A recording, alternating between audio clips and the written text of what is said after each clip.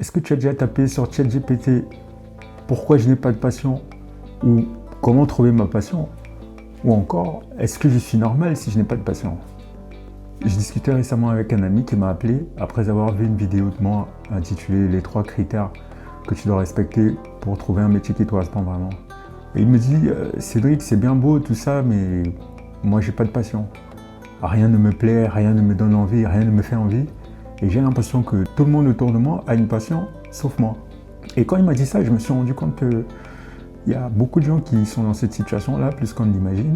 C'est-à-dire c'est des personnes qui n'ont pas de passion, qui ont essayé plusieurs choses, qui ont essayé plein de choses, mais rien ne leur fait envie.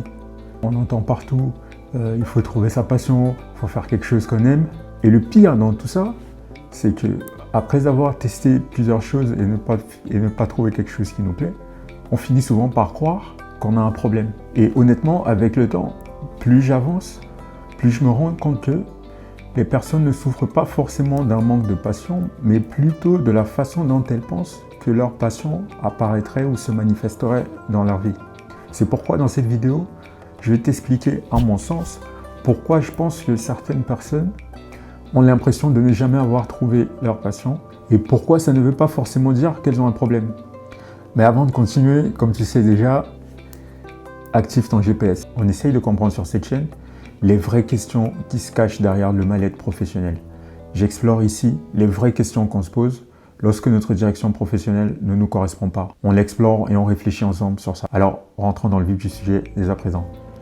Alors, qu'est-ce qui explique le sentiment d'avoir un problème? Je pense que la première chose importante à comprendre, c'est que beaucoup de gens qui ne trouvent pas leur passion, beaucoup de gens qui se disent ne pas trouver leur passion, finissent par penser progressivement qu'elles ont un problème ou qu'elles ont un truc qui ne tourne pas rond chez elles. Et c'est exactement ce que j'ai ressenti lorsque j'ai parlé avec mon ami, lorsque je parlais avec mon ami. J'avais l'impression que ça allait beaucoup plus loin que je n'ai pas de passion, rien ne me fait envie, je ne sais pas quoi faire. Ça allait plus profond que ça. Par exemple, il m'expliquait qu'autour de lui, il voyait plein de gens qui étaient heureux, mais que lui n'avait pas de passion. Les gens s'éclataient, que ce soit dans la musique, le sport, la création, le business, l'entrepreneuriat. Mais lui, il n'arrivait pas à trouver ce truc. Pas qu'il était malheureux, mais il n'arrivait pas à trouver ce truc qui fasse en sorte qu'il sente, qu'il vibre, ou qu'il se dise « ça, c'est ma passion ». Non, il n'arrivait pas à avoir ce truc-là. Et ce qui m'a marqué, c'est qu'il avait fini par me dire, il m'avait dit un truc comme je ne sais même plus c'est quoi une passion, je ne sais même pas ce que ça veut dire. C'est quoi une passion finalement?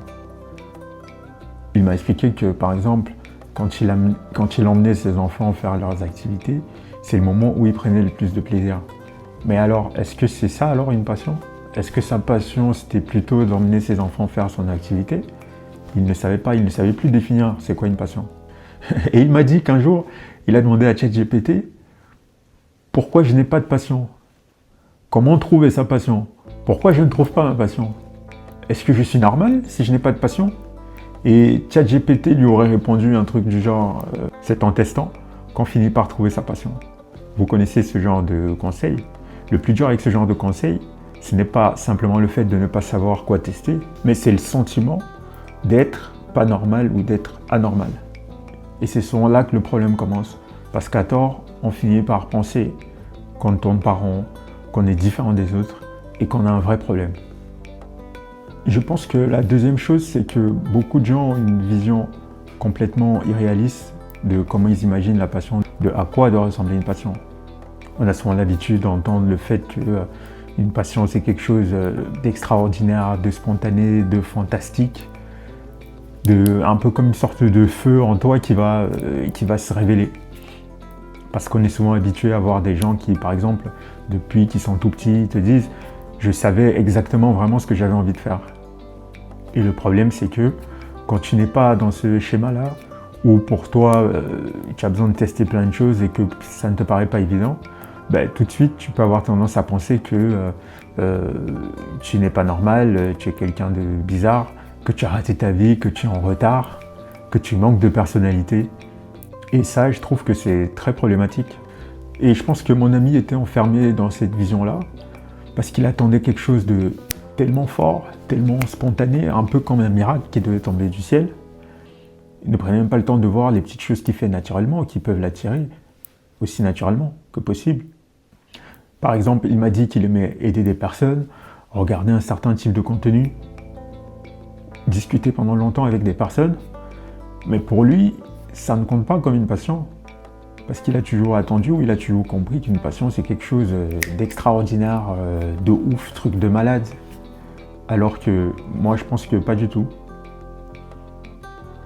La passion peut justement être quelque chose de simple, de discret, dont on ne prête pas attention, qu'on fait naturellement, sans forcément se poser de questions. Alors honnêtement, je pense que ça pourrait changer les choses si, au lieu de se poser la question « quelle est ma passion ?», on commence simplement à observer quels sujets nous intéressent le plus, quels sujets nous font oublier le temps, quelles discussions nous stimulent naturellement, quelles activités nous apaisent, ou qu'est-ce qu'on est amené à faire naturellement.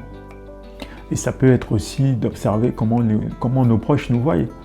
Par exemple, vos proches peuvent vous dire que vous êtes bien ou peuvent vous solliciter par exemple lorsqu'il faut toujours organiser, je dis n'importe quoi, organiser un événement, que ce soit une bouffe entre potes ou un truc de ce genre. Ou alors on peut vous solliciter par exemple lorsqu'il faut faire un repas parce qu'on sait que vous cuisinez bien. Ça peut être aussi bien de voir un peu comment on est observé et comment on est vu par son entourage. Ça peut nous donner des pistes. Si on n'arrive pas à comprendre ou à mettre la main sur ce que pourrait être notre passion. Je pense que la troisième chose importante, c'est que beaucoup de personnes pensent qu'elles doivent d'abord trouver leur passion avant d'avancer dans leur vie. Alors que pour moi, et ça n'engage que moi, je pense que beaucoup de gens essayent d'abord, expérimentent, et c'est seulement comme ça qu'elles découvrent leur passion ou ce qui les intéresse. Et ça, c'est ce que j'ai expliqué à mon ami quand je discutais avec lui, parce que j'ai eu l'impression qu'il attend quelque chose de parfait, quelque chose qui va tomber un peu du ciel comme ça, un peu de miraculé, du style « et voilà, ta passion ». Franchement, j'aurais bien aimé, et je pense que pour toutes les personnes qui sont dans cette situation, ça aurait été super. Mais je pense que c'est en testant, en explorant, en avançant, en tombant, qu'on finit par découvrir ce qui nous correspond ou notre passion, ou ce qui nous correspond vraiment. Par exemple, quelqu'un peut commencer à créer du contenu et se rendre compte dans la création de contenu que ce qu'il aime bien, c'est échanger avec les gens, discuter avec les gens, transmettre, aider les gens à se poser les bonnes questions et à réfléchir. Bon, c'est un peu ce qu'on fait sur cette chaîne. Et pour quelqu'un d'autre, quelqu'un peut accepter par exemple une mission ou une activité un peu au hasard, à contre-cœur, et se rendre compte avec le temps que finalement c'est ce qu'il aime ou découvrir sa passion, ou alors se rendre compte que ça peut l'orienter vers une autre passion. Et c'est peut-être ton cas aussi. Peut-être qu'aujourd'hui tu fais une activité ou une mission ou une tâche que tu n'aimes pas, dont tu n'as pas encore pris conscience. Parce que ça ne te parle pas, parce que tu ne prends pas conscience, parce que ça ne t'intéresse pas ou parce que tu ne l'aimes pas. Mais peut-être qu'avec le temps, peut-être qu'en continuant d'expérimenter ou en commençant à l'expérimenter, tu vas finir par te rendre compte que c'est peut-être ça qui te plaît ou pas, parce que tu auras fait ça et ça t'aura donné des solutions pour pouvoir découvrir une autre passion. Et de là, je pense que l'adage « l'appétit vient en mangeant » prend tout son sens. Après, je ne pense pas que ça veut dire que c'est pas parce que tu vas commencer toujours à expérimenter que tu vas finir par trouver ta passion, mais je pense quand même que ça vaut le coup d'essayer ça. Je pense qu'il est important de prendre conscience de ça, de ne pas forcément attendre le truc parfait avant de se mettre à bouger, avant de passer à l'action, avant d'expérimenter des choses, sinon ce serait dommage parce que le temps continue de passer et c'est du temps qu'on ne récupérera pas. Il faut bien avoir à l'esprit que la réponse parfaite n'existe pas. Je pense qu'il faut simplement commencer à expérimenter des choses, même le plus simplement possible. Et peut-être que ça commencera à donner des pistes pour avoir une passion. Après, ça c'est mon avis. Je veux dire que c'est le truc le plus simple que j'ai trouvé. C'est la réponse aujourd'hui, moi, personnellement, qui me convient le mieux. Et si jamais vous avez d'autres réponses, si vous avez d'autres astuces, moi je veux bien que vous le partagiez en commentaire, il n'y a pas de souci, je prendrai le temps de le lire et ça pourra aider aussi la communauté, ça pourra aider d'autres personnes qui se posent les mêmes questions. Donc dites-moi en commentaire, quelles sont les astuces aujourd'hui que vous utilisez pour pouvoir trouver votre passion. Et surtout ce qui est important, ce n'est pas seulement, à mon sens, de tester les choses, mais c'est de tester et d'observer. Parce que si on avance juste et qu'on teste, mais on n'est pas capable de mesurer ou d'analyser ce qui se passe, on ne pourra pas tirer le meilleur des actions qu'on a faites. Donc moi, je pense que ce qui est important, c'est pas seulement de tester, mais c'est de tester et d'observer. Ok, j'ai commencé à faire ça, qu'est-ce que j'ai ressenti? Est-ce que j'ai aimé ce que j'ai fait? Si oui, mais pourquoi j'ai aimé ce que j'ai fait? Ou pourquoi j'ai pas aimé ce que j'ai fait? Pourquoi je ressens ça et quand j'avais fait ça, je ressentais plutôt ça? Tu vois ce que je veux dire? Donc si tu as du mal à trouver ta passion ou si tu te poses des questions sur ta passion ou si tu n'as pas encore trouvé ta passion, je pense qu'il y a 3 choses importantes à retenir dans cette vidéo. La première chose, c'est qu'on a tendance à se sentir pas normal quand on ne trouve pas notre passion, alors que pas du tout. C'est pas qu'on n'est pas forcément normal, ça ne veut pas forcément dire qu'on a un problème.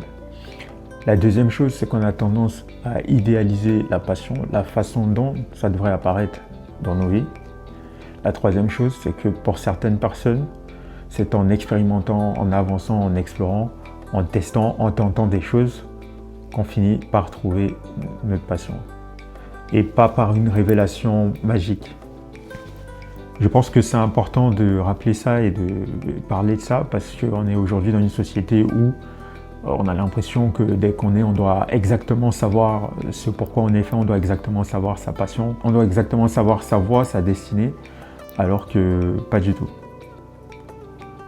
Si c'est un sujet que tu as aimé, n'hésite pas à liker, à partager avec quelqu'un que ça pourrait aider.